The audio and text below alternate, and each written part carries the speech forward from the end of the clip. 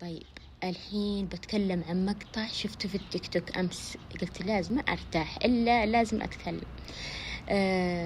مقطع واحدة تبكي، يعني مرة مؤثر المقطع. فكان السؤال اللي على المقطع ذا تقول هل جربتي شعور حاجة زي كذا، والله ما أدري إيش مكتوب، بس إنه زي فيما معناه إنها تقول هل جربتي الشعور ذا.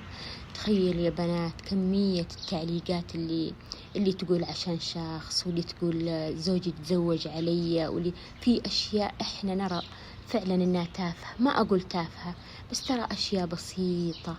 تخيلوا في تعليق واحد أثر فيني يا بنات، حسيت فعلا إنه هذا اللي مفروض إني، يعني هذا اللي يزعل، هذا اللي ينزل دموعي. أما إني أبكي عشان شخص حبيته، شخص حبني وتركني، شخص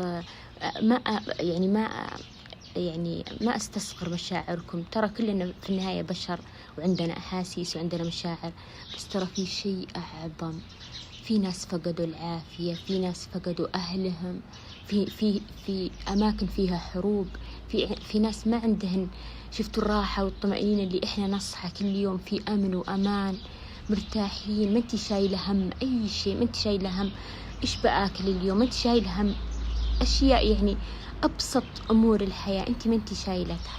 ترى في ناس برا شايلينها، في حروب، في أشياء يا بنات عظيمة. يعني دموعكم لا تنزل على أشياء ما أقولنا تافهة، بس أشياء في شيء أعظم. يعني خلوني بنزل لكم مقطع بس شوفوا.